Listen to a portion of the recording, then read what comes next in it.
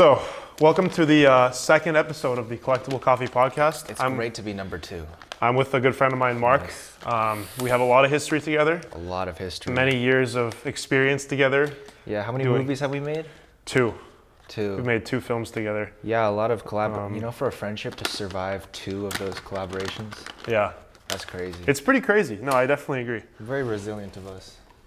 Yeah, a lot of persistence, a lot of just a lot of time hating each other. Dude, it was crazy. But that's, I don't know, that's like craft. That is craft, yeah. You run into obstacles and work with people just because of patterns and stuff. Yeah. That is so cute. You like it? Our coffee is a work of art. I love the label. Here. That's yours after the show. It's your bag. Really? Mm-hmm. Wow, I feel so special. Smells good, huh? Yeah. Cover artwork by Mark Kurtzman from Boston, Massachusetts. Shout out, Mark. Mark Kurtzman. I'm also named Mark. Yeah. That's kind of crazy. All right, you ready for this? Yeah. This is my little grinder. My Baratza Encore. It's it's an entry-level coffee grinder, but it does a really good job. That's 40 grams. That's 2 cups right there. It looks like a pencil sharpener. Yeah, it does. Yeah, it does look like a pencil sharpener. I'm gonna add the water. Perfect. This should be pretty hot. So. Yeah. What's this called again? That's called a Chemex. Yeah, I think I saw this in Breaking Bad. Yeah, it's really famous. Ooh, that's hot, bro.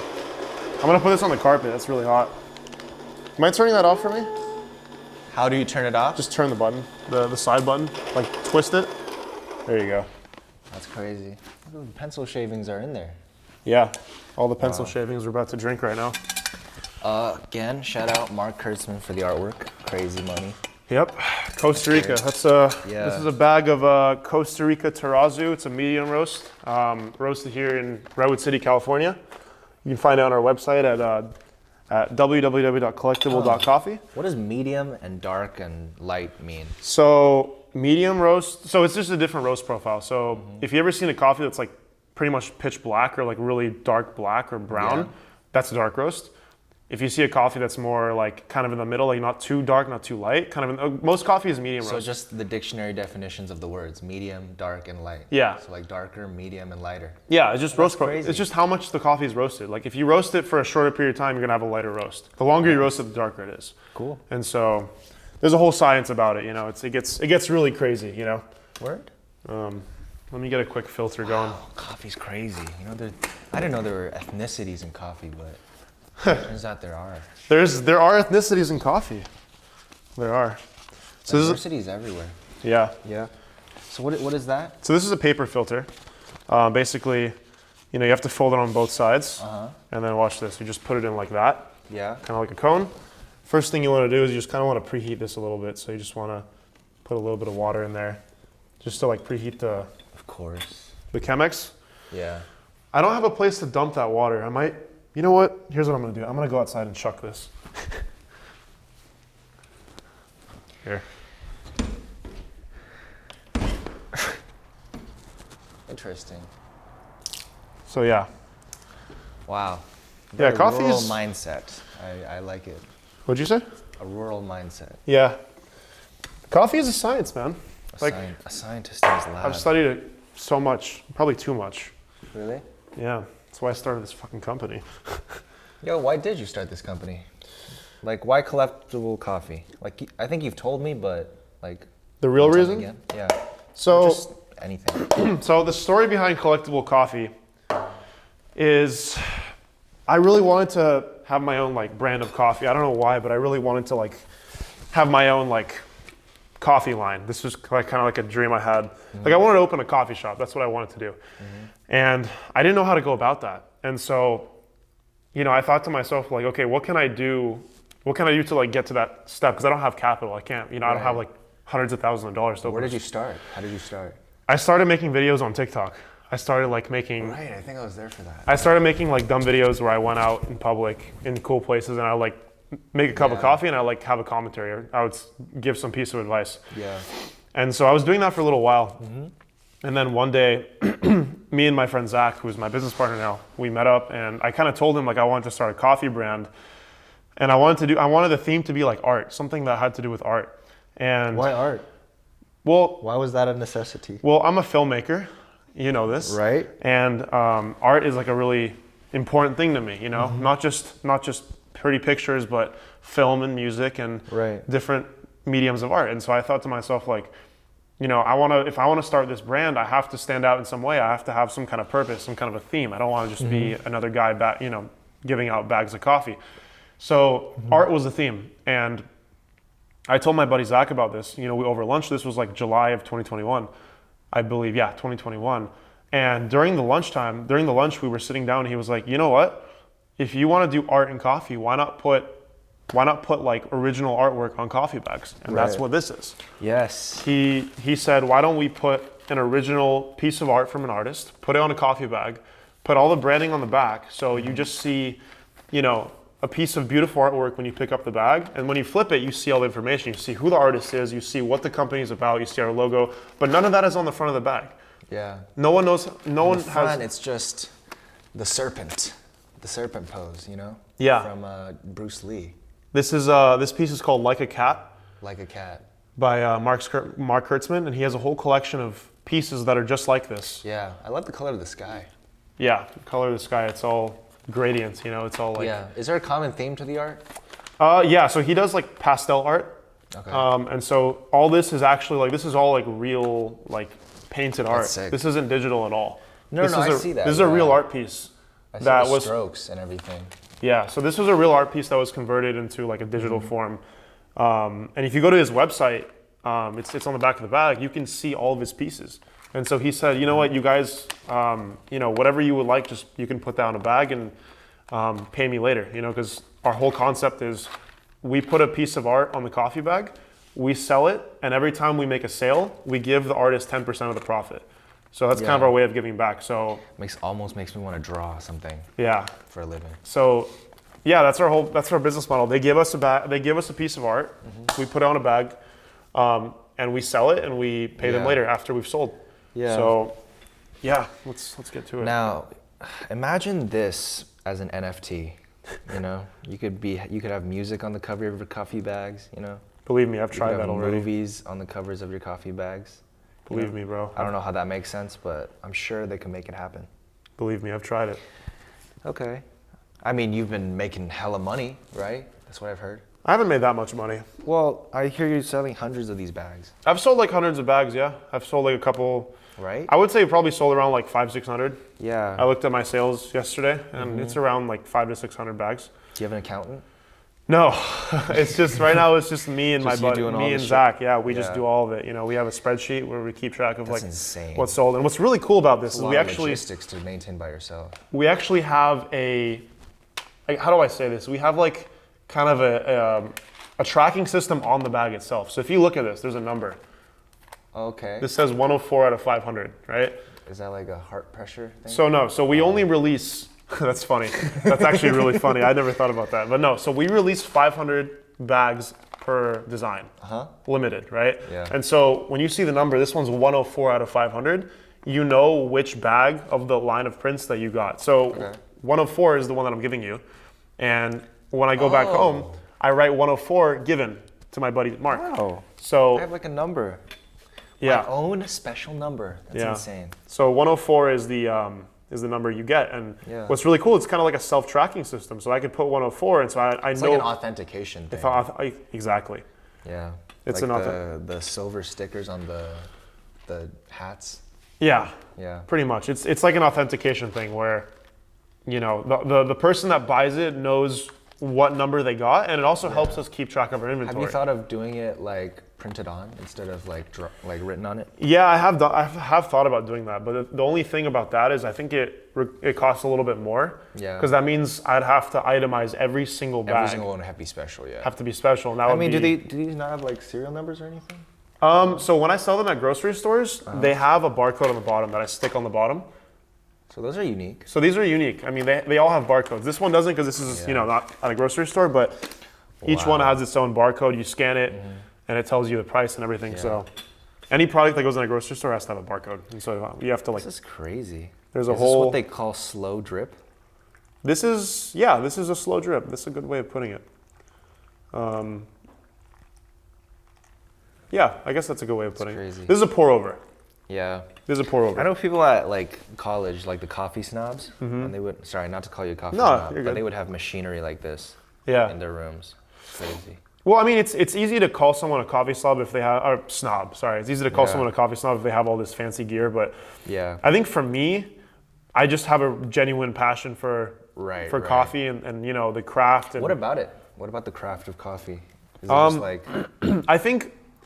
I just think coffee is a very fascinating experience. you're playing with the raw materials of the earth or something? Well, what's really cool is that this coffee comes from Costa Rica. So just imagine some farmer, a group of farmers, they picked the bean, you know, a green bean. It's actually it's a seed. It's a seed inside of a fruit.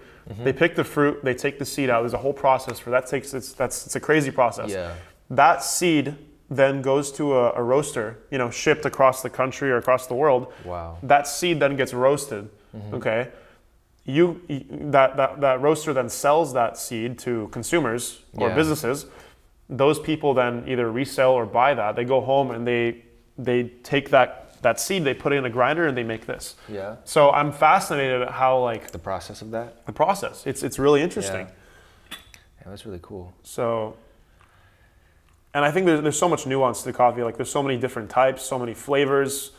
Like I've had coffee that tastes like strawberries. I've had coffee that tastes like blueberries. I've had coffee that Blueberries. tastes like apricots. Like there's just so much Yeah. diversity within coffee, and so many ways of roasting. That's really and- cool. So it's whole worldview changed. and also a lot of ways of making it. Like this Yeah. is just one of many ways to make it. There's espresso. There's pour over. There's French press. There's mocha pot, which is an Italian way. Yeah. There's so many ways to do it.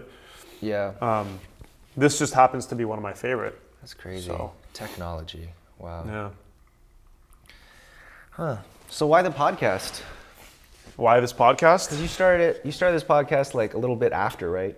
You started the coffee thing? Yeah. This was an idea after? Yeah, this was an idea after. So the reason why I started this podcast is because I kind of wanted to tell the story of this brand a little bit more, and also the story of like artists and creatives and people that are putting, you know, making stuff, creating Yeah. stuff, you know. And this brand is about art. This brand is about, you know, this brand is about artwork. It's about the artist, and so art doesn't have boundaries. Art can be made through music. It can be made through Yeah. through screenwriting, Yeah. as we're going to be talking about, through film. There's so many ways of making art, and so I thought, like, okay, this brand is about art. Why not interview artists and Right. like tell those stories, and also help tell my story? Okay. So it's just a way of getting my name out there, and also getting the name of other creatives out there. Nice. So, What do you think of AI art? You think it's real art?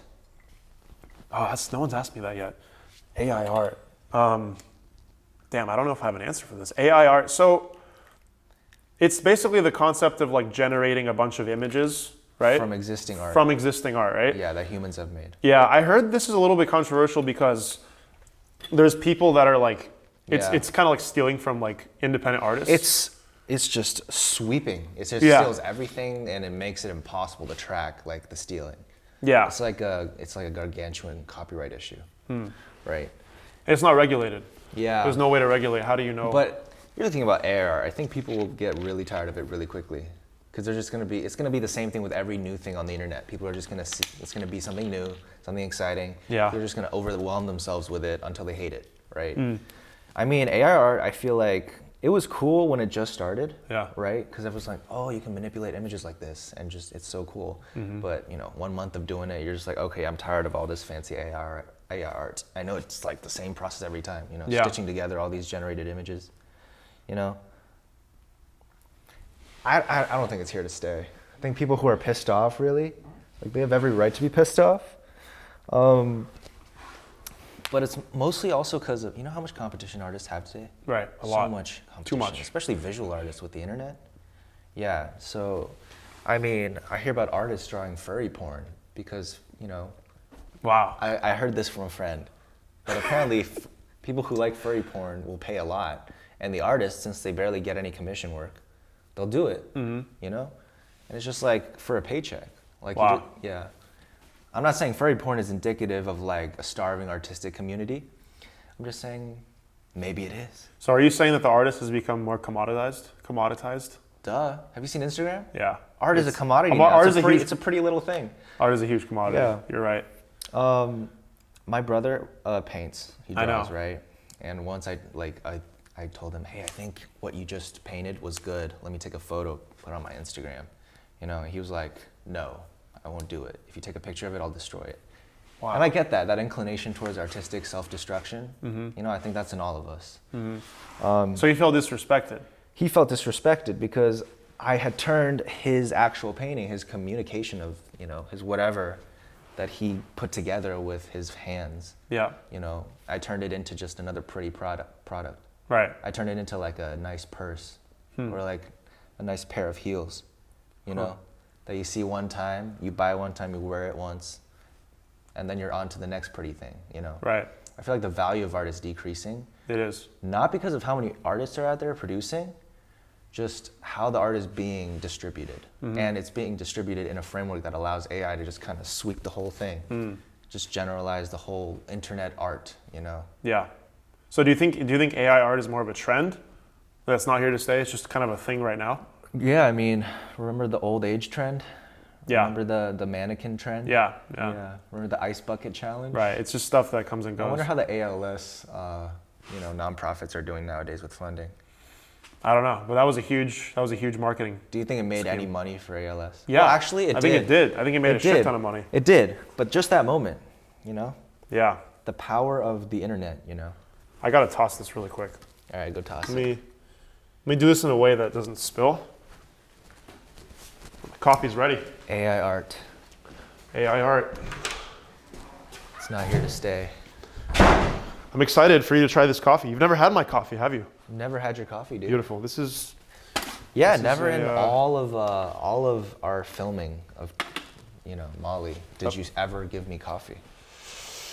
Yeah, because I wasn't really into coffee in those days. Yeah. I was, but not as much as I am now. Like it's now. And it's my mom had a Keurig, so of course I had it easy. Wow, that looks so rich. Yeah, I know, it's beautiful. Looks so juicy. 40 grams of coffee yields about Looks 600 like grams syrup. of water. Oh, let Ooh. me do this for the camera, bro. Yeah. Not the chemical formula is coming out. Balance the one. equation. Balance the reaction. Here, let me give you a little bit more. Perfect. Thank you for educating me on coffee. Yeah, I hope it was interesting. I mean, No, yeah, I live for this new stuff. cheers to art To art, To and coffee. to coffee. and yeah, friendship. Yeah, friendship.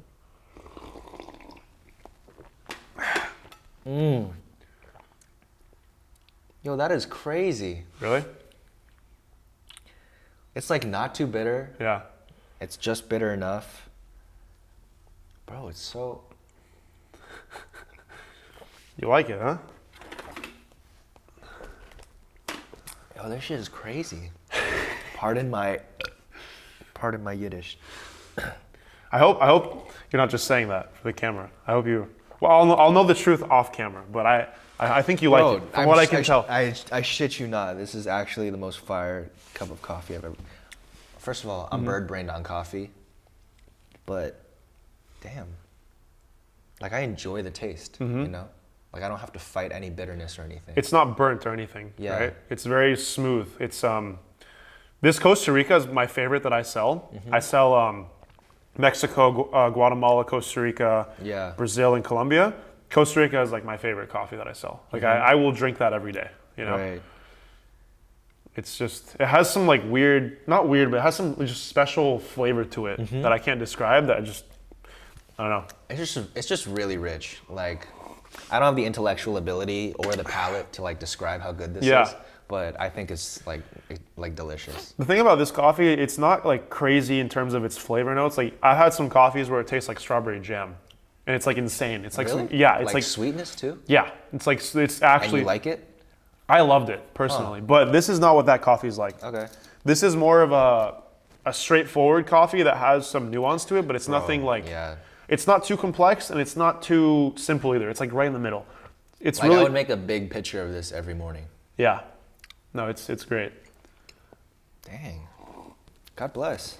I will be taking this back to DC with me. Yeah, I can grind that up for you before you go if you want. Nah, You want a whole bean? It's authentic. If that's It's the not- bag, it's bro. authentic, yeah. It's the bag. I don't want the processed product. Yeah, bro. Okay. Our coffee is a work of art. I want straight out of wholesale. You know. Straight out of wholesale. I like it. Yeah. All right, let's continue. So, Of course, what were we yeah. talking about? We were talking about AI art, right? We did. Do you want but- to transition a little bit?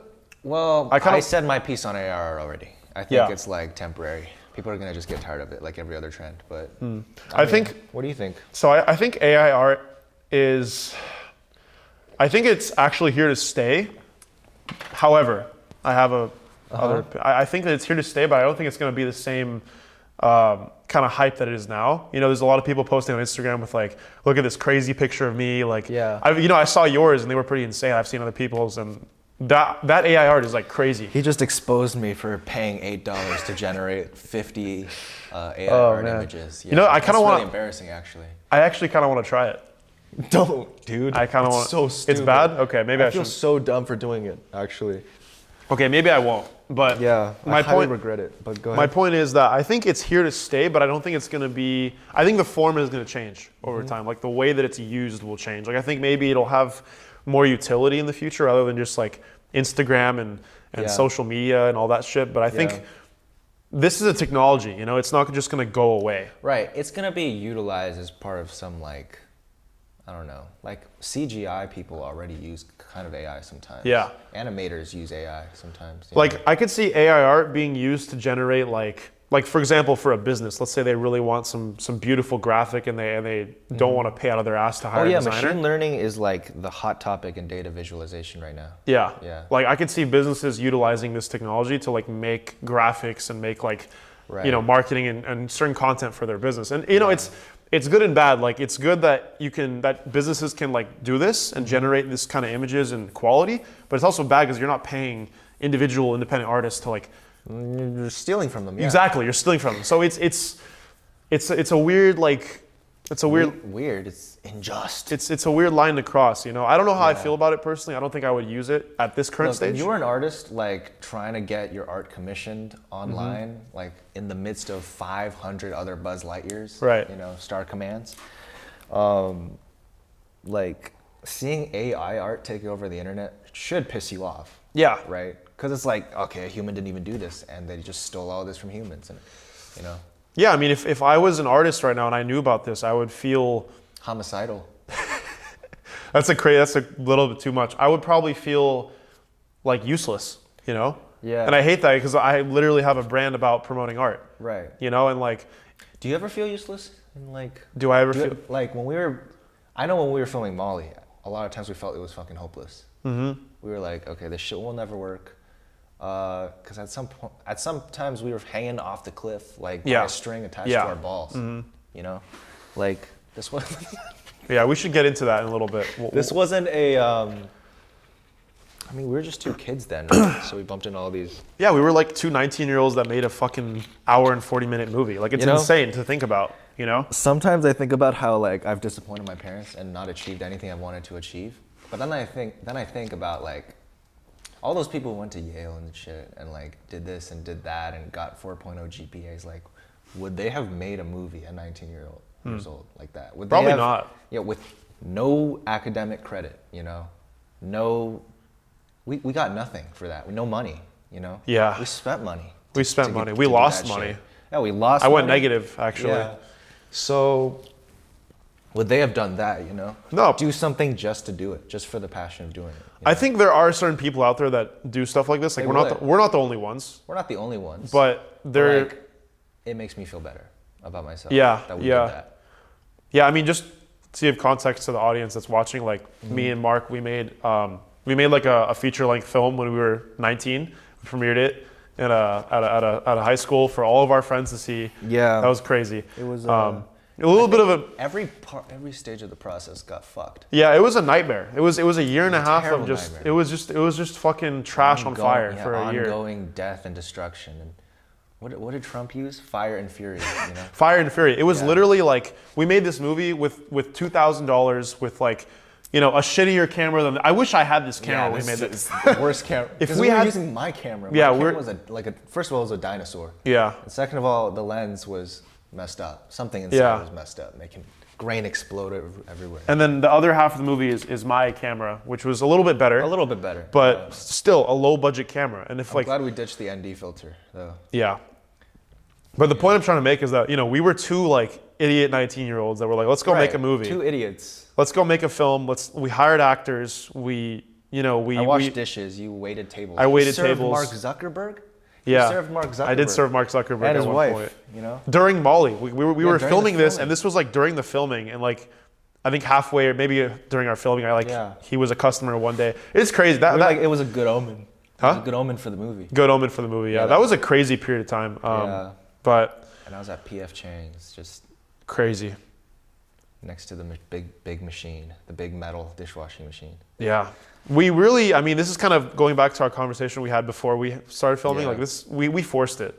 Yeah, we definitely forced it. We forced this movie. He likes to say, you like to say, anything that's forced isn't going to work out. That's not true. Well, what did you say then? I said that there are certain things in life that can't be forced. Okay. That's what I just said, right? There are certain things, not everything. Okay. I think, We definitely forced that movie. projects like Molly, It barely worked though. Like it was but breaking down at every point. we forced it though, and it did work. It did Yeah. work. Like not to the extent that we wanted, but we still made it work. And my point is, like, there are just certain things that you can force. Like you can force like work and projects and ambition, but in my opinion, at least, I know you might not agree with this, but you can't force like dating and relationships. If someone doesn't want to be with you, like you can't force them to be I thought with we were you. talking about art. I know. Why did you bring? I just wanted to relationships into because we. this? Sorry, That's way too complicated. way for my brain. way too complicated. We're not going to get into that, but it's just going back to our conversation earlier. great. But yeah, we forced this movie. Yeah. And it was like an idiotic venture. it was Like we spent so much money, put in so many hours, and we had our own. You were studying business. Remember that accounting class? I was studying. Yeah, Yeah. yeah. Oh my God! Right. I think that was after. That might have been after. That might have been after. Yeah. Yeah. But the point that we're making is that we spent like a lot of money for the time for our age. We got nothing in return financially. Yeah. All we got was life experience for making that film. We learned a lot about like People. interactions, Interactions. Relationships. We learn about just how art, like we learn about the industry. We learn about like what it takes to make something, like what it takes to make a piece of art. Like We learned how to clap. yeah, Yeah. Scene 21 Apple. it's raining. Oh word. Yeah, 21 Apple take 2 marker. Sound speed and action. and action. Yeah, that was like that was our life like every day. the dream. for that like was the dream. We didn't even have a clapper. We Yeah. just did this. we had a clapper for a period of time, didn't we? We did? I think we did. For like the first couple of days, we had a clapper, and then we just never lost clapped it. a clapper. You lost it? I think we lost Oh, it. that's hilarious. I could have sworn we had a clapper. No. I used a clapper for real recently. I was on some Really? some grad students. Did it have like the no? digital? Yeah, you. No, it had a place to write the. Oh scene, no, I'm the talking about a tape. real clapper. The ones they use in Hollywood. The ones that are like they have the digital, electronic? the electronic Yeah, ones. yeah. Those are sick. Those are I've so used one of those. No, Those no, are I've fucking seen cool. them, like in every BTS. The real clappers, bro. Those are expensive. Those are like $1,500. I know, and they're like, oh man, it's crazy. Those are really nice. Have you ever been on a real movie set? I have a couple times. I've never been on I one. have been on a real set a few times. crazy. It's crazy. I've been on a commercial. I've been on multiple sets for commercials actually, Yeah. and for like commercials for like tech companies and shit, Bay Area shit. You know what I mean? Huh. And you remember Mayer? I do. Remember he used to do audio. Yeah. He did audio for like a short film. This was like a real budgeted movie. Yeah. They used like Arri Alexas and they had a full crew and everything, like lighting. It was like a real set. Alexas are no joke. Yeah. There's a Steadicam op. Like Oh it was my God, like a full Steadicam thing. is crazy. It was a full thing. You see a guy with like $100,000 rig running around. Steady Eddie, that's his name. Shout out that guy. Yeah. But here's the beautiful thing about filmmaking though, like you don't need like all like fancy equipment to make Yeah. a movie. Like the hallway we shot on I think my T3i. Mm-hmm. And we used tables going like scraping backwards. We Yeah. used David Coe's, scooter filming hand. Yeah. Which was legendary, by the way. And like, I mean, I saw this James Cameron video. He directed Avatar. He's just like, doesn't matter how shitty something is. It doesn't matter if you have your sister acting in it. Just make something. put your name on it as a director. Congrats, you're a director now. Yeah. That's like why I love filmmaking for that reason. I love it too. Like, yeah, you can just create anything. I made a short film with my girlfriend. I just put her in the forest. She just walks up, puts a flower in her hair, leaves. It was so fun filming, actually. Yeah. You know, framing, composition, lighting, editing, grading. That's dope. Yeah. How'd you edit it? Splice on the phone. Dude, Splice is sick. I use Yeah. Premiere Rush for anything mobile. Word? Premiere Rush is I learned cool. to use Splice back when I had like a pretty famous TikTok account. Yeah, Yeah, I remember that. 500K followers. You had 500K followers? It's because like I had like 2 or 3 videos go viral. Dude, that's insane. One of them was like the oil. The oil video? I The deep fry poured video? Water into a deep fryer. It's Yeah. so dangerous, by the way. Extremely dangerous. Yeah. Immediately after the video cut off, I just smothered the whole table in rags because I'm like, nothing's catching fire. I'm amazed you didn't get fired for that. Well, nobody saw it. I mean, my coworkers 6 million saw people saw it. My coworkers saw it. And so did Several coworkers and so did 6 million other people. Someone called me that night. He was like, "Yo, you just popped up on my girlfriend's For You page." Holy shit. Yeah, I recognize the deep fryer. And I'm like, "Oh, damn." That must be insane. Yeah. So how did you go viral? Like how long did it take? You posted the video Immediately. Immediately? Bro, TikTok put me on like blast, on everyone's blast. Like how long would you say from posting to viral? How long was it? By the time, okay, I posted it while I was at work. I was on a shift. Oh wow. By the time I got off, it was like at 1 million. Dude, that's fucking crazy. Yeah, my notifications were off the hook. You know, this is the power of like TikTok nowadays It's just- and yeah. Reels. It's like you can just go viral. You can just Right. blow the fuck up. Like, whereas YouTube, I'm sure you know this back in the day, and now you post a video and you get like 30 views. YouTube doesn't promote your shit. Whereas Yeah. TikTok, you know, you just get like the right engagement, you get the right like comment. TikTok's got one Boom. consistent feed. Yeah. YouTube's like a million different directions, you know? Yeah. You know, TikTok's like China.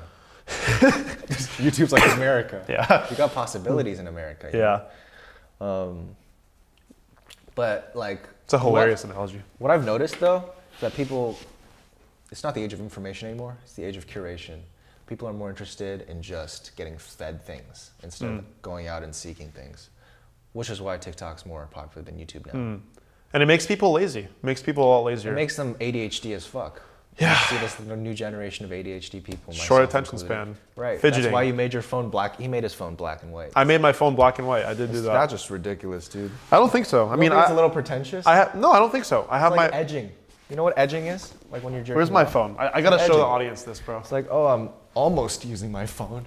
Almost So- enjoying Instagram. So my phone is black and white, and this dude. wait. We're still good, right? Fuck, we need to up the ISO a little bit.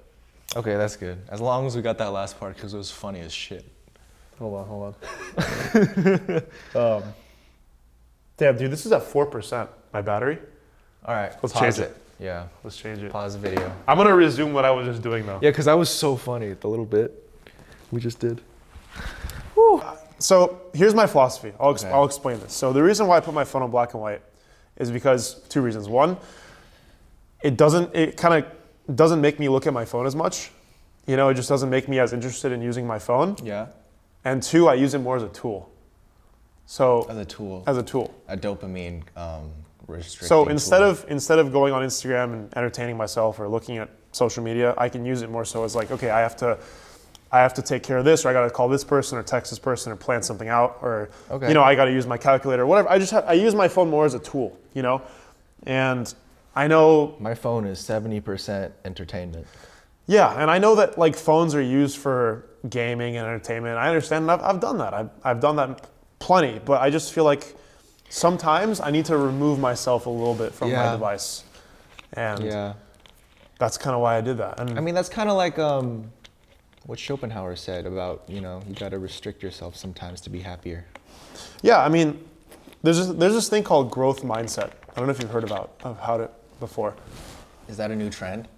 I don't know if it's a trend. I think it's a concept. And, Okay. and what growth mindset is basically you find pleasure from doing things that require like discipline. Like for example, sitting down and like getting some work done, you get into your flow state, and at some point you actually get a little bit of pleasure and enjoyment Yeah. from that work. Like for example, writing. This is a great example for you. Like sometimes you really dread getting to your desk and writing Oh, something. writing is painful. It's sometimes, painful. Yeah. But then 30 minutes in, you're in your flow state and you're writing something and you're like, wow, this is actually really enjoyable. I'm really enjoying this process. You know, my brother, how he draws? He takes like a notebook like everywhere and draws stuff, right? Yeah. I've thought about like doing that with writing, like just taking notebooks, see if I can write something. I find that I think of my best shit when I'm taking a shit or like in the shower. Or in the shower, right? Shower thoughts. Or I'm like doing absolutely nonsensical things, you know, but if I sit down and force myself to write, I mean, I'm gonna get something done, which is good in and of itself because I can edit it later, which is a good discipline. But it's also painful because you know what you're writing is like terrible. Mm. Yeah. That's fair, but I think for me it more so applies to, like, let's say I need to edit a video and I really don't want to edit that video, right? I'm sitting down the first 5 minutes, I'm like, oh, fuck this, I don't want to do that. 10 minutes or 15 minutes down the line, I've entered like a flow state. Yeah, because you know your instinct for perfection kicks in and you suddenly need to make this perfect, you know? Something like that, yeah. And so that instinct kicks in and I actually start to get pleasure from editing, even though I don't like editing inherently, but you know, after a certain period of time, I'm in the flow state, I'm like, okay, you know what, I actually kind of like this. And that's what I think growth mindset is. It's like you get pleasure out of things that usually you don't get pleasure from. Right. Because you're just kind of forcing yourself to get through it. Yeah. Eventually you get into a flow state that, you know, releases some dopamine. So I think that's That's like a whole equation. It's a healthy way of I guess dopamine release. I mean, there's a million ways to release dopamine that are healthy and unhealthy. I mean, there are a lot. Cocaine is a good way to release dopamine, even though it's horrible. Don't do cocaine. But my point is that there are good forms of dopamine and there's bad forms of dopamine. You know, there are addictive dopamine. I mean, dopamine is dopamine. It is. You know. Yeah. So do cocaine. No. Okay. Don't do cocaine. But like, for example, talking to you, know, having this conversation, making some coffee, drinking that coffee. That's for me. That's dopamine release. Really? Yeah. Well, I mean, it's stimulating. It is stimulating, but do you know what dopamine feels like? I couldn't describe it to you. I could almost taste it sometimes. Like the feeling of when I get I just got a vibration in my pocket. And you felt like a little... Like that tiny it's like a little flare. Flare of burst of excitement. Yeah. Like, that's regulating enough. Yeah. You know? Why do you need to go beyond that? You know? I think adrenaline, I'm not a neuroscientist, but I think adrenaline also induces dopamine. Adrenaline? Adrenaline, yeah. Yeah, when you run, you're happy, right? If you jump out of a plane, adrenaline, boom. That's also a source of dopamine. Or jumping out of a plane would make me mighty happy. Well, no, it's adrenaline, and adrenaline, I think, releases dopamine. Right. Or, for example, like, what's another, like... Oxygen releases dopamine. It does? So that, you know, when you're falling in a plane, hold on. Is that your phone? I'm getting a call. Oh, I'm so sorry. It's okay. Who's that? Just random. Intern who was upset that I quit my job. Oh. I was a good leader, though. I'm sure you were. Just like you. I hope I'm a good leader, you know? Yeah. I hope so. I strive to be a good leader. Anyways, let's pivot a little bit. Yeah. I want to talk about, you know, who you are, how you define yourself as an artist, and just tell me about yourself. Well, my name's Mark. Studied economics and political science for 4 years. You can imagine how that is. Did a lot of, you know, activism on campus with videos and stuff, and like that was just one life, you know. Yeah. American university life. Yeah. Living in DC and stuff. But you know, I always wanted to make something bigger than. First of all, I wanted to do something that was historically accurate, and I wanted to do something that was like resonating with me, you know. I think it was Akira Kurosawa who said, "I write about what I love, and a self-portrait emerges," right? I really wanted to tell a story that was worthy that really reflected me, because you know. When I was writing Molly, it was just me and a blank piece of paper, and I was like, let's make a movie, right? It's like a bunch of programmers deciding how a company's code should be written, you know? I mean, there really wasn't a component where I was researching, right? I wasn't telling a historically accurate piece or anything. It was just like a poetic dream almost. There's a literal dream scene in Molly. Yeah. You know? So I was also studying a lot of politics and history, and especially Asian American history, because Asian Americans don't know their own history. This is a big problem in the Asian American community, I think. Do you know who Janice Mirikitani is? No. Well, if you were an Asian person, I'd be highly disappointed because she was like, there should be songs about her in the mouths of Asian Americans.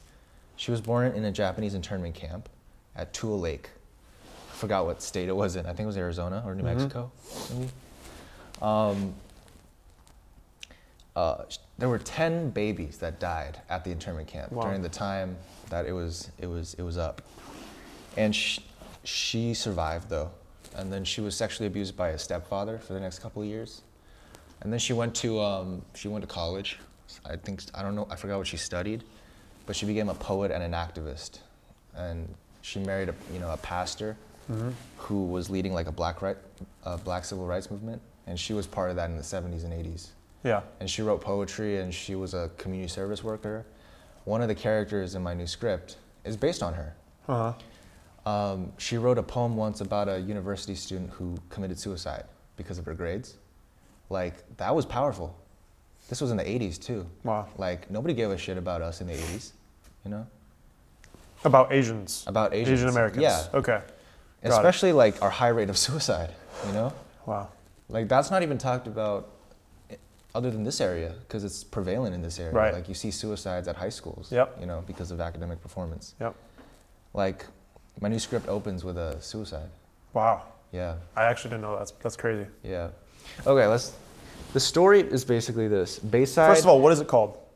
Bayside. It's called Bayside. And what is it? Takes it? place in San Francisco. It's a TV series. It's a TV that you've series. written, or you were still working on writing. Still okay. developing. What's it about? I'm anticipating 1-hour episodes.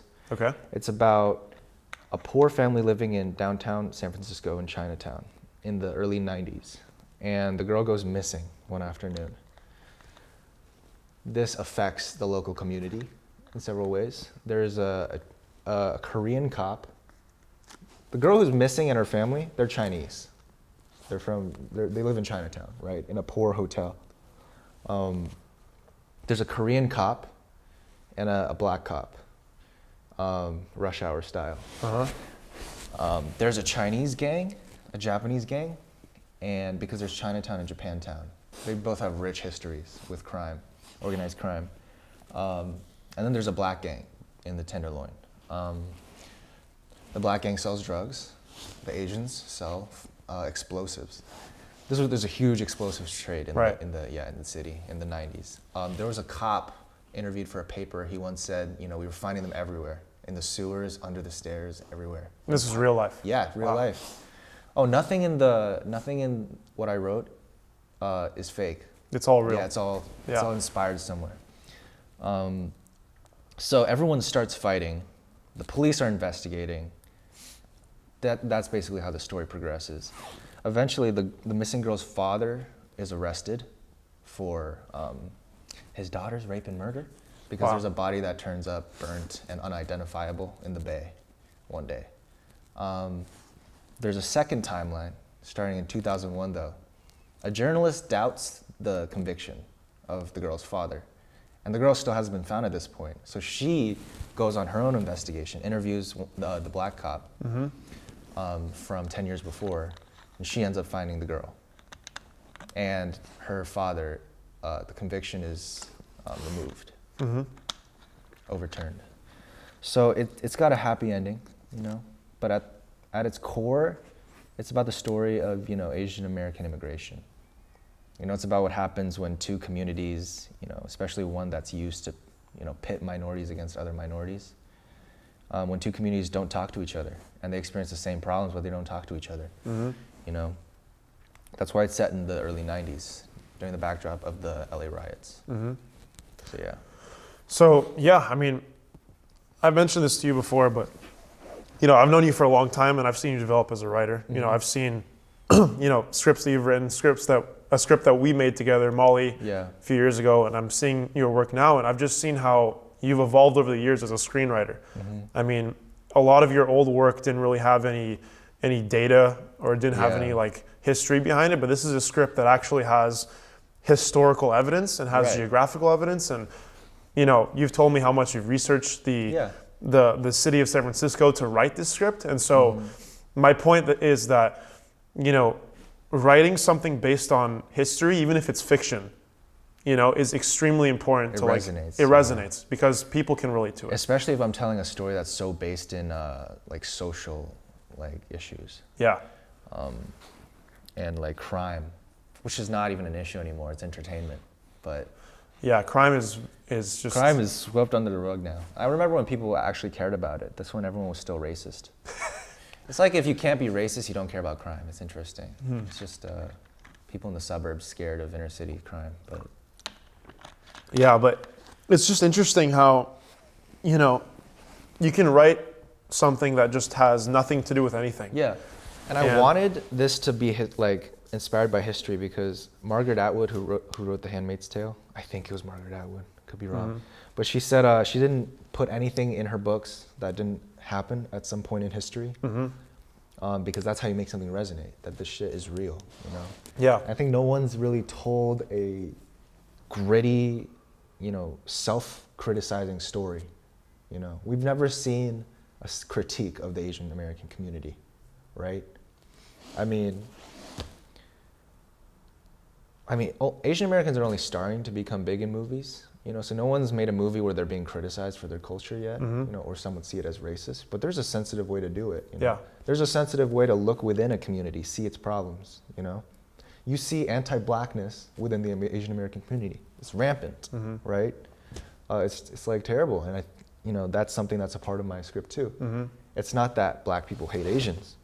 It's that Asians hate black people and black people hate Asians, right?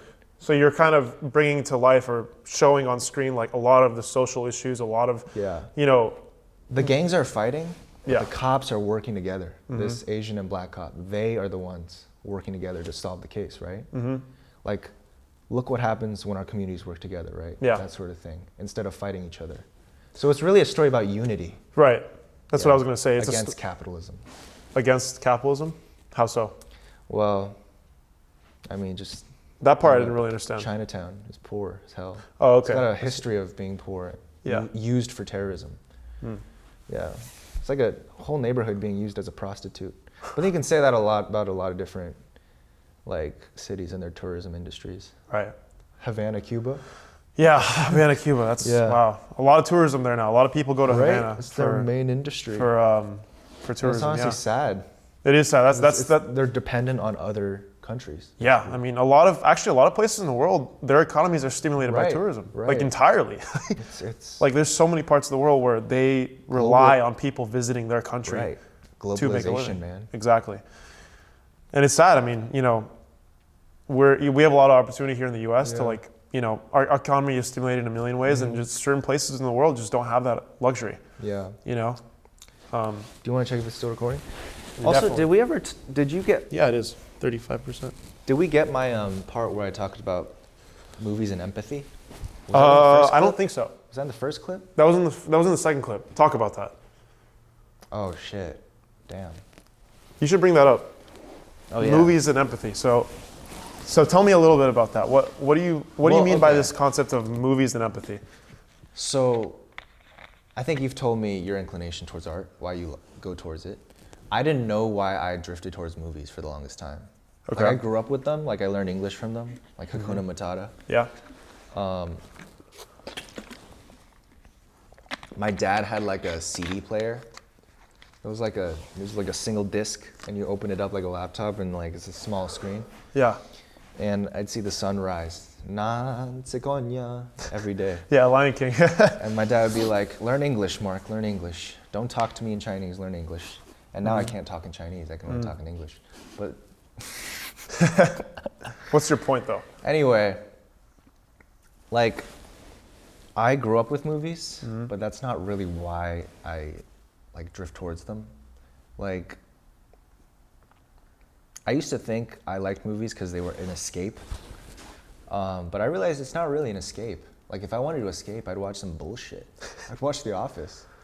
I watch some dumb shit. But why do I go towards stuff that makes me uncomfortable, I like horror because it scares me and disturbs me.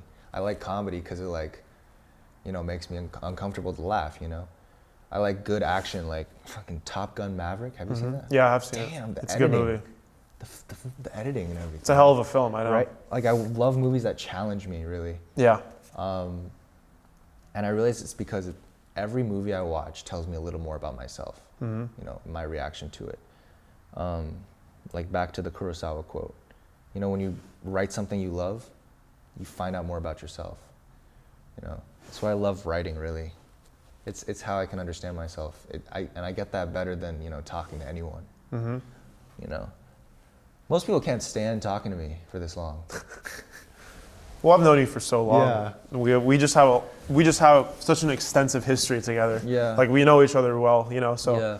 And I also direct communication is great, but, telling a story to communicate something larger than myself and, creating a feeling in someone, like, that's really important to me. I'll talk about Prisoners. Like in the movie Prisoners, have you seen it? No. Well, it's a detective film as well. And there's a missing girl as well. And this detective is like, finds the girl who's missing, but she's been given a lethal injection. So he has to drive her to the hospital. And it's filmed by Roger Deakins, the famous cinematographer. And Jake Gyllenhaal is driving this girl through snowy, the road is slippery. Yep. Like the windshield they're swiping, and he's been shot above the eye too, so he can't see in one eye. Wow. And he's just trying to get this girl to the emergency room before she dies. And that moment, that like stretch, that car ride, I forgot I was watching a movie, and creating that feeling in someone, I think is really powerful. Wow. I think Roger Ebert said movies are like a machine for empathy. Like, it really forces you to put yourself in someone else's shoes, I think empathy is a deeply human thing. I think it gives us an evolutionary advantage, so it's in our blood. But that's just my opinion. A lot of scientists would say different, but what was I gonna say? Oh yeah, movies and art. Like, a love poem doesn't resonate with you until you get your heart broken, right?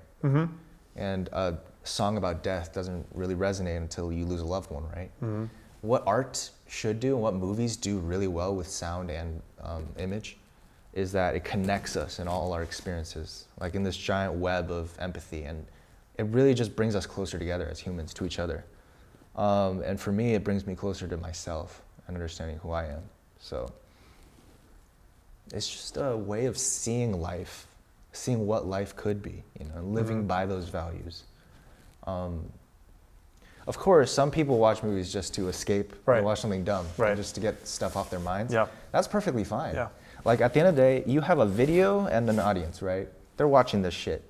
That's it. That's all the communication you're gonna get out of that. Yeah. So in order to be emotionally fulfilling, you got to write something that resonates with people. That's why Bayside is so historically based, because if you want to resonate with, I'm trying to resonate with Asian people in particular. Yeah. So in order to resonate with them, I know they're not stupid, Like, the themes of their lives, perhaps it's harsh parenting, perhaps it's being poor, facing barriers, perhaps it's, being told you can't do this, you have to be on this track, Like, all those elements of Asian American being and living are in Bayside. Not just the historical, incidents too. And it's gonna be a critique of the Asian American community too. And minorities, communities, how they tend to fight each other instead of coming together because of, how capitalism pits them against each other. Off topic, well, tangentially, but economic competition is just simple math for white people. But for minorities, it's life or death.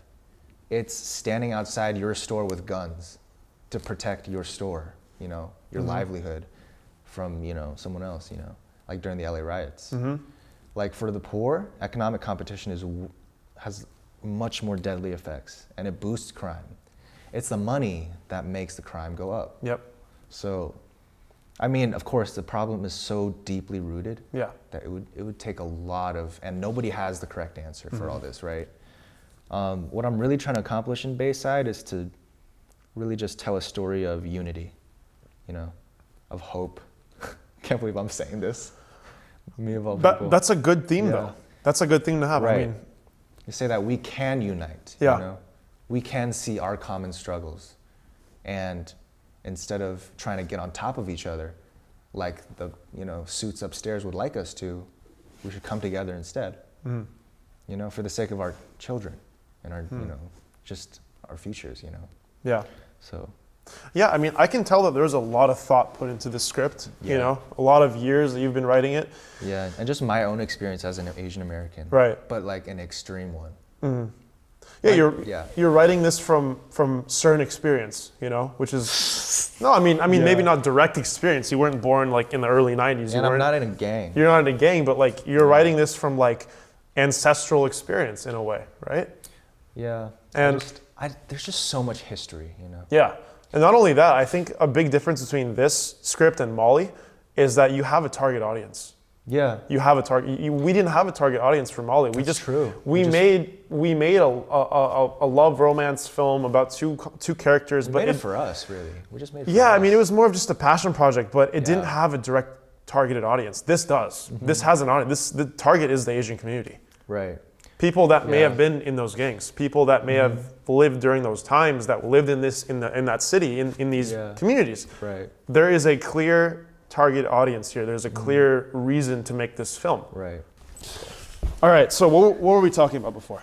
So, one of the reasons I really wanted to, you know, approach this project this certain way is because, like, well, as you know, growing up Asian American, you gotta relate to people on screen who look nothing like you, right? Yeah.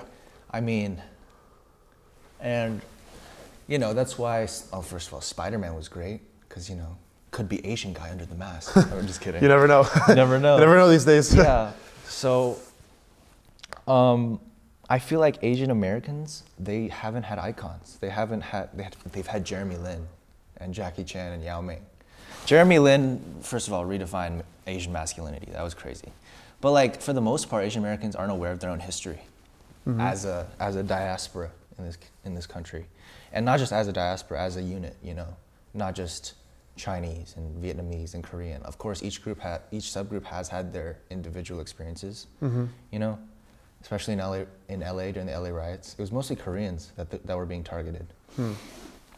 What was I gonna say? Like I wanted to Janice. write this because, like I want Asian Americans to like kind of know their own history in this country, to know that they have political power, that they've been in civil rights movements, that they've been lynched before. There was once an incident in Colorado where 80 Chinese coal miners were massacred by their coworkers, their white coworkers, Wow. using the same slogans that you know Trump used with migrants coming in from South America and Mexico. That's insane. Yeah. And Central America. So one of the characters in Bayside is a social worker named Betty. Betty is based on Janice Mirikitani, who no Asian American has heard of, despite her being possibly the most important Asian American civil rights icon of the 1900s.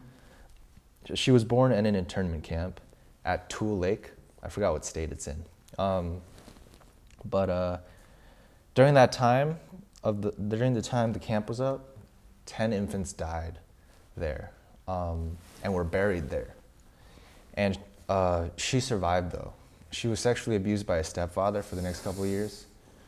And then she made it out and went to college, got an education. She became an activist and a poet, and she married Cecil Williams, who's a pastor leading a civil rights movement, I think on the West Coast mostly. But she was a civil rights icon, and she was a teacher and she was a poet. She wrote about an Asian American student committing suicide because of her grades. Like that was something that nobody cared about back then. Yeah. Now, I mean, we care about it because we live in an area where that's prevalent. We're from the Bay Area. Yeah. You see kids killing themselves because they're not getting good grades. Yeah, gun high school. Gun How many high kids school, have yeah. jumped in front of trains because of bad test scores? And it's horrible. ridiculous, It's horrible. It's right? It's really bad. But Anyway, she wrote this poem called Suicide Note. It's really beautiful. She also wrote a poem about the 10 infants who died at the internment camp she was born at. and her writing is just amazing. And is this a person that helped influence a little bit of Bayside? Oh yeah, the whole political and social messaging is based on her values about equality and equal opportunity. Yeah. And she worked with inner city kids a lot with her husband. Wow. So she's really an icon that I wanted to bring to life too, and she's kind of the soul of the story, even though she's not a main character. Yeah. She's actually a romantic interest. Oh, in the film? Yeah. So the main character is an Asian cop in his 50s. Yeah. He's can't handle his sister. The marriage can't handle his daughter's suicide. But he finds love again. You ever had two like 50/60-year-olds, involved in a romance on screen? I have not seen that before. Really? I think old people falling in love is adorable. Yeah, I think so too. Yeah, I haven't seen enough of that on screen. I think the reason why that isn't portrayed is because it doesn't really sell. Yeah, that's terrible. Because it doesn't. It should sell though. It should sell, and I think that's a really beautiful part I'm of pro gilf. Sorry, I'll cut that part out. I think that's a really beautiful part of your screenplay. I mean, that's the Asian American experience. It's being heartbroken by like shit you can't control. Yeah. Like, especially if you're moving to this country, like families are usually broken when they have to immigrate to America. Like they have a lot of difficulties just with money and stuff like that. Yeah. Social mobility. And I think this also goes back to your theme of hope, as much as you hate it Yeah. or don't like it. Like, but your daughter kills herself and you get divorced, but there's still hope. Yeah. There's some really difficult life events occur, but there's still hope after to find some kind of love. So yeah. And Betty is the main like advocate for the poor Chinese people living in the hotel. And she's like a really important support system after their daughter goes missing. Yeah, I mean, for those watching, like I just want to say, this is a new script, and you've written many scripts. Yeah. I've seen a lot come out of you, but you are a multifaceted writer in terms of your ability to write nonfiction and write fiction, and also apply the nonfiction to the fiction. Yeah. You have an ability to do tons of research with no bounds. You geographic research, historical research, and apply that to a script and a fictional story, and that's what makes the story a lot more powerful. And I think, I really would love to see this script come to life and see this on the big screen. I think, of course, this is a very high budget production with all the moving pieces and parts, but I think that this would really show how far you've come as a writer. If this gets... It's the first one I'm actually like proud of, even remotely. So yeah, and I think, you meet the right person, you get into the right conversation, this can be screened. Right. I'm hoping. I think you can do it. I really just do gotta believe make in it good first. I really do believe in that, and I mean, I've seen you evolve over the years. We've made 2 films together, The Hallway, Molly. Yeah. They're very different from this. Right, but like this time, this is a reflection of me. Yeah. I'm not trying to create anything here. Yeah. I'm more trying to ask something. Yeah. Yeah. It's beautifully said. You're taking from your own, I guess, culture, your experiences, some of your experiences, research that you've done, and just kind of putting that together to tell, a fictional story, but tell it in a way that reaches a target audience. Yeah. I want to tell a story about Asian Americans for Asian Americans. You want to tell a story about Asian Americans for Asian Americans. There's a clear path here. Yeah. Like my art is tied very much into my experience in America. I mean, obviously I study politics, so. Yeah. Yeah, and I think that's a beautiful thing. I mean, yeah. Screenwriting is an art of its own. It's an art form that I can't do. Maybe I could, but it's not something that I excel at. Well, you just have to approach it not as writing. I mean, it's taught me a lot about writing. Yeah. Screenplay, like, all that matters is what's on the screen and what you're hearing. Right. Image and sound. Anything else, like internal dialogue and stuff, like thoughts, like, that's not going to be communicated. Yeah, unless of course. Action, right? Yeah. So it's taught me how to write more concisely in, my nonfiction writing, my technical writing, and political writing. And that's what I like about you. You're kind of willing to explore other avenues of writing, not just research and nonfiction, but you're also willing to go and tell a story. Yeah, and I see create it as something. like slashing through the jungle. You don't Yeah. stop. You just keep. You just get the machete, you just keep going, you Just know? keep going. Keep going through the jungle. Yeah, because, I mean, there's no limits to your expansion. Like, I love reading and watching other movies and, you know, watching plays too, listening to music. Yeah. Like, all of that is just energy. Right. You know, just what movies communicate is like a sense of energy, just various energies. Yeah. And it's really not about the writing at all, or the message, or the story. It's just about your connection to the characters at the end of the day. I think character is the most important, but some would disagree. Christopher Nolan's drawing arrows already as we speak. He's like, no story matters. You have to blow their mind. You know? I think both are valid. Yeah, that's true. I think both are valid arguments. I think having a strong story is incredibly important, but having interesting characters is just as important. Yeah, but the characters have to drive the story. They have Yeah. to be consequential. Have you watched movies where the characters don't have any effect on the story? No. Like Indiana Jones? Oh, I never realized that. Just I disappear never Indiana realized. Jones I never from realized. the story. I It'll never still realized work. that. Yeah. That's crazy. Wow. The Nazis still find the gold and everything. I never thought about that. Yeah, that's a good way to put it. No, characters do drive story. I mean, I watched a film, I told you about this, called Into the Wild. Oh, yeah, yeah. And it's based on a true story. It's about a guy who, you know, leaves his suburban life, goes on an expedition across the U.S., you know, with basically nothing. He makes it to Alaska, and he finds an abandoned bus in Alaska, and he just camps in it and like just lives his life there. You know, he kills game, he cooks food, you know, goes hunting, and unfortunately, you know, I'm spoiling the story a little bit. Unfortunately, one day he poisons himself by eating the wrong berry from a tree and then from a plant, and he dies. But the whole script is very, very character driven. It's all about him, Right. and his path and his journey. Right. And if that character wasn't there, if you didn't get to see his personality, The and death would mean nothing. The death would mean nothing. Yeah. That's a good way to put it. And that whole movie is him. Yeah. It's all about the character. Right. If you want to see a character-driven movie, go watch Into the Wild. I think you would like it. It's a Yeah. very powerful movie, Exactly. and it's based on a true story. And I think most of my favorite movies are just they're hugely character driven. yeah, They're based and they always have insane acting Yeah. performances. yeah, That's what I loved about Molly too. Sarah. Sarah. Oh, Yeah, she was Great actress. Great Thank actress. you, Sarah. Yeah, you really like her saying the words was different than me writing the words. It for was, sure. yeah. Everything will change when you're turning a script into a movie. Yeah. You never know what it's going to become, and it's up for interpretation by multiple people, and the key is to just not want too much control. This is what I like about film. You know, you can have a script with words on it, but then you get an actress with a certain or an actor with a certain Yeah, they personality. could change it. And they change it. They mold the script based on who they are. That's Right. what Sarah did for Molly. Yeah. She took our script and she molded it based on who she Yeah, was. I thought I wrote a pretty trash character until she started saying the words. She took what you wrote and made it her own. Right. You know, She made it real. she made it real. You know, and there was this. You know, my favorite scene in the movie. I'm sure you know this. It is the argument scene in the kitchen. Yeah. Where's the shit, Alex? That's I- probably the most character-driven scene. I 'cause love it that shows how scene. they're different, It shows complete polar opposites. Yeah. You know, and like competing. I think Yeah. on paper, that scene doesn't seem as vivid, but then she really takes it and she Yeah. took it to a whole new level. Just the way That that did she. end up being the most energetic scene in the movie. I love that. Yeah. I can go back and watch that scene a million times. It's just so good.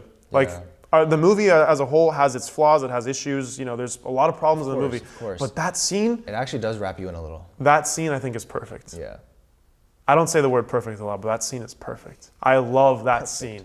Just perfect. Like I don't know Down why, to but the I can last minute detail. I can go back and rewatch that scene, bro. Like I've Yeah. probably watched that scene more than I've watched the movie. Really? It's probably my most watched scene in that film is the argument in the kitchen. Where's the shit, Alex?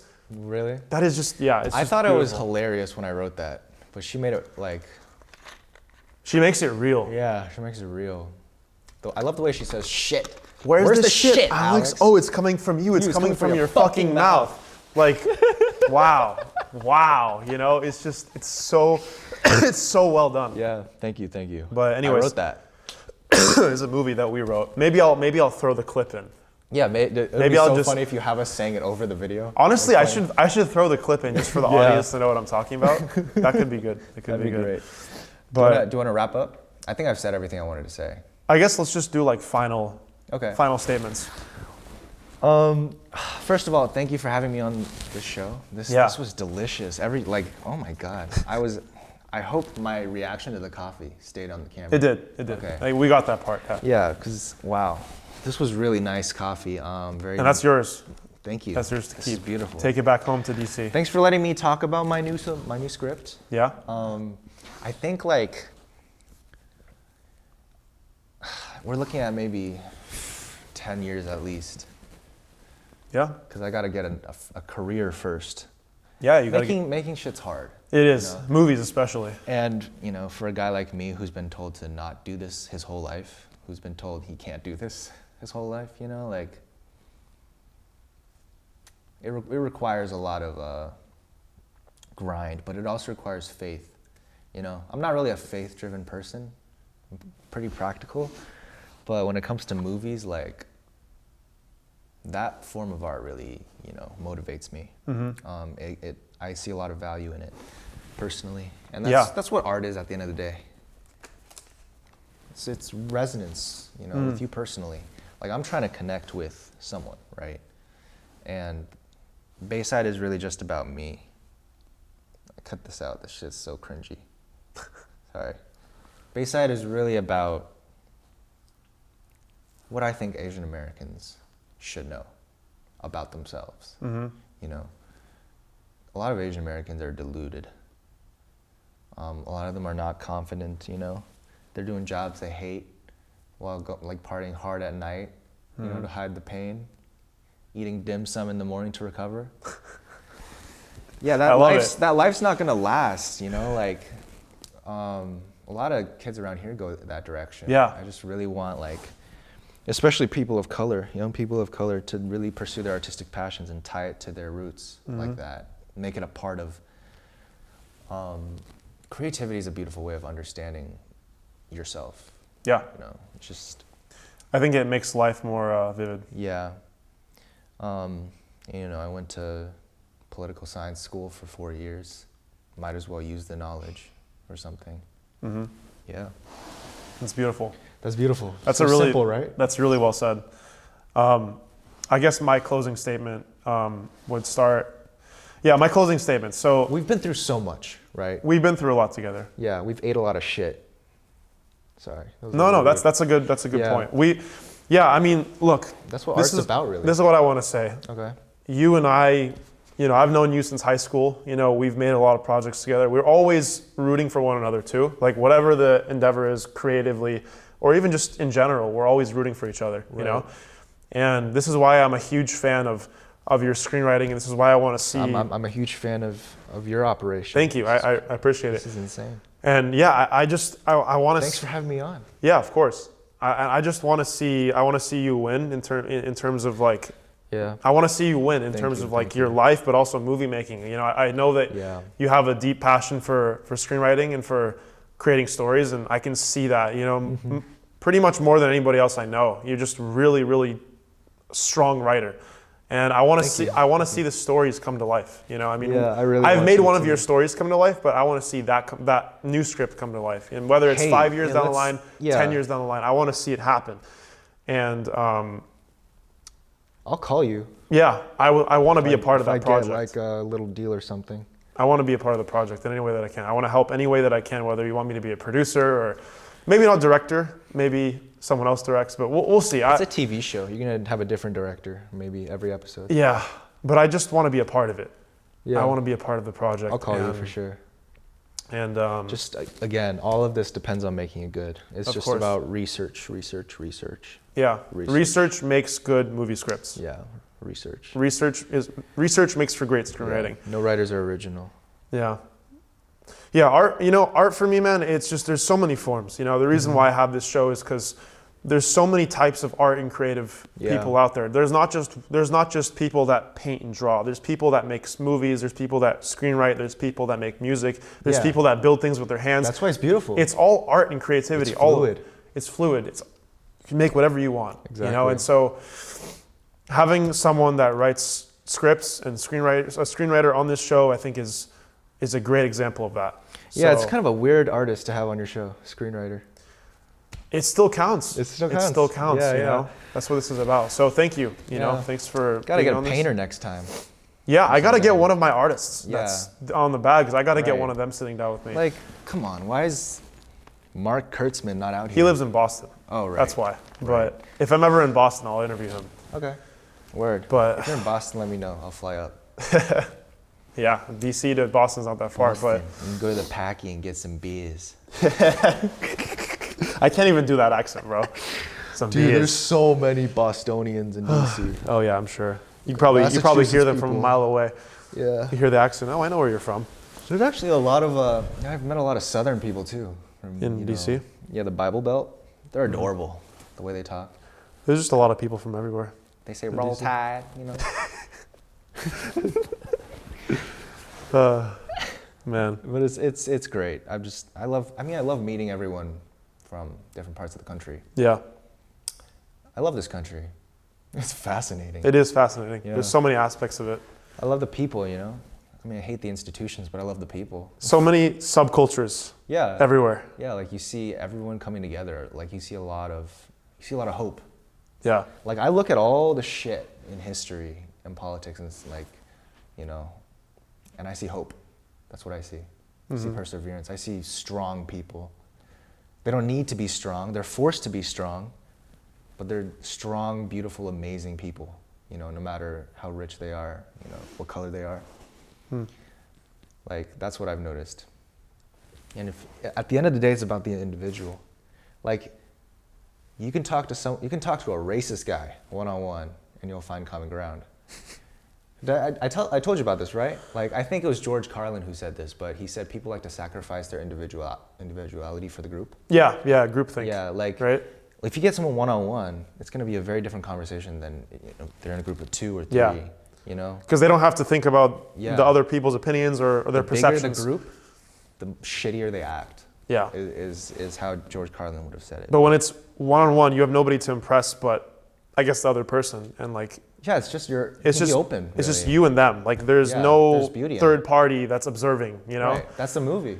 It's you and a single individual. Yeah. Right. Because every person's watching this movie and reacting to it themselves. Yeah. You know, I get to meet hella people one-on-one without ever meeting them. Yeah. That's perfect for me. Well, Yeah. thanks for being on the show. Thank you. All right. Thank you That's for the all right. coffee. Take it home. Enjoy it.